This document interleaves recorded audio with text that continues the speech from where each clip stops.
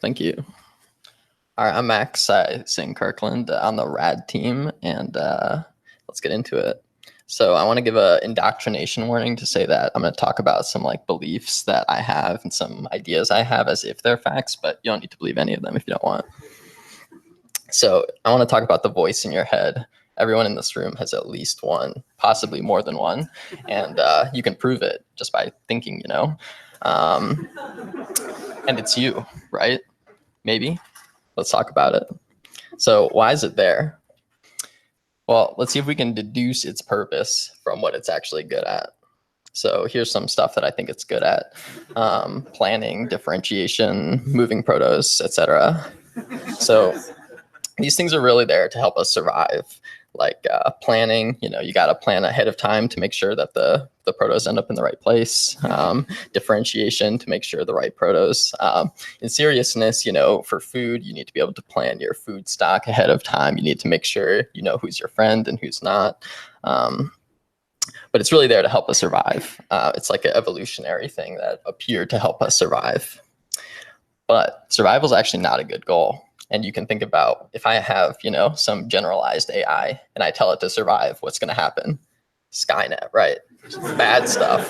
It's going to let's say it's just thinking about food, which is not reasonable. But if it's just thinking about food, it's going to try and stockpile all the food on the entire planet, right?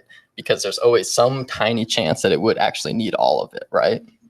And that's kind of the problem, is that we don't really know when we have enough. And in modern day, we almost all have enough, right? Work at Google, right? They give us free food. So the issue is that satisfaction can't actually be maintained by the voice because it's kind of hardwired to have this goal of survival.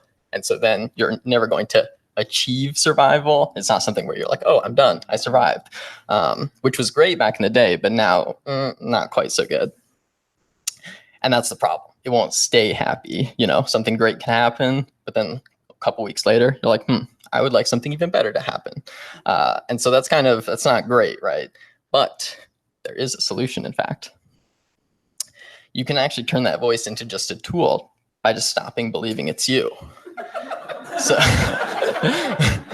so if you just stop believing that your thoughts are you, it kind of changes the whole dynamic, right? And it turns it into an actual tool. Now, many of you have been assuming your whole lives it is you. It's totally normal.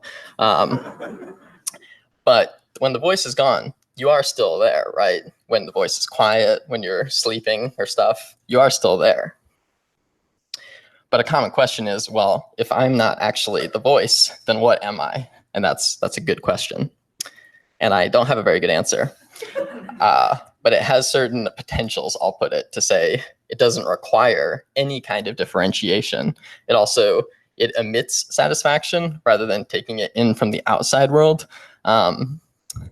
Things are going to get a little weird, but when you have this voice, you have this boundary between you and everything else.